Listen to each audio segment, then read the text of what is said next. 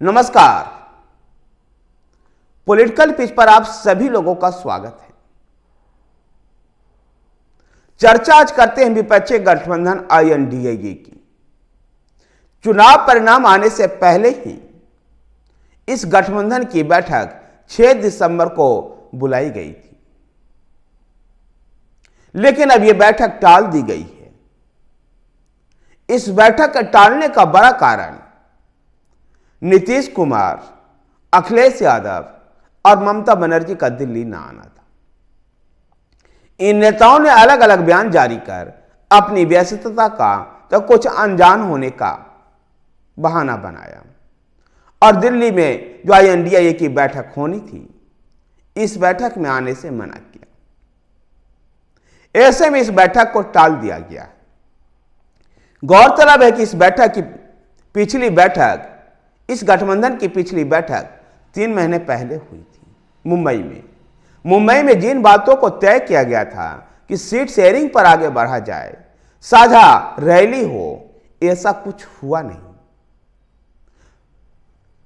कांग्रेस 5 राज्यों के चुनाव में व्यस्त रही, जहां वो गठबंधन के सहयोगियों को कोई महत्व नहीं दी। यद्यपि इस बात की सच्चाई है कि इन राज्यों में गठबंधन सहयोगियों का कोई खास जनाधार नहीं था, लेकिन 2-4 सीट दे करके कांग्रेस इस बात को दिखा सकती थी कि वो INDIA के झंडे तले ही, बैनर तले ही चुनाव लड़ेगी और सभी गठबंधन के सहयोगियों का भी ध्यान रखेगी। लेकिन ऐसा हुआ नहीं और हिंदी पट्टी के राज्यों में कांग्रेस की बुरी हार हुई है और इन सब का ठिकरा इन सभी गठबंधन के सहयोगियों ने कांग्रेस के ऊपर फोड़ा। नीतीश कुमार ने भी इसी तरह की बात कही। नीतीश कुमार के JDU के KC त्यागी ने कहा कि यह हार कांग्रेस की हार है, न कि INDIA की हार है। उमर अब्दुल्ला ने भी इसी तरह का बयान दिया था।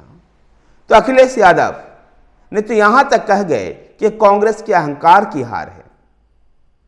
ममता बनर्जी भी कुछ इसी तरह की प्रतिक्रिया दी और उन्होंने कहा कि अगर INDIA चुनाव लड़ा होता इन राज्यों में तो चुनाव परिणाम कुछ और हो सकता था।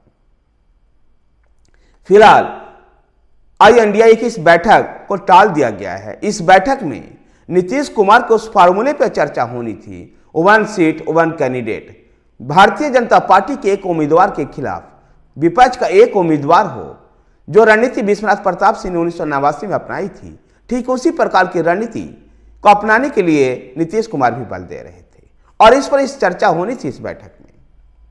लेकिन फिलहाल ये बैठक को टाल दिया गया है और अब अगली बैठक कब होगी, इसके बारे में भी कोई जानकारी नहीं है। कह सकते हैं कि अपने शुरुआती दिनों में ही यह गठबंधन लड़खड़ाते हुए नजर आ रही है। इस गठबंधन का कोई अस्तित्व दिखाई नहीं दे रहा है।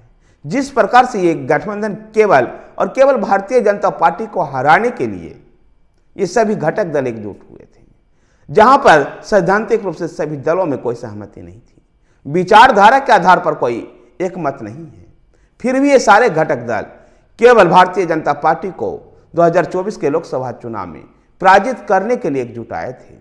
लेकिन इन राज्यों के चुनाव परिणाम ने इसकी जो बैठक होनी थी उस बैठक को भी टाल दिया है। यह बैठक कांग्रेस के लिए बड़ा झटका है।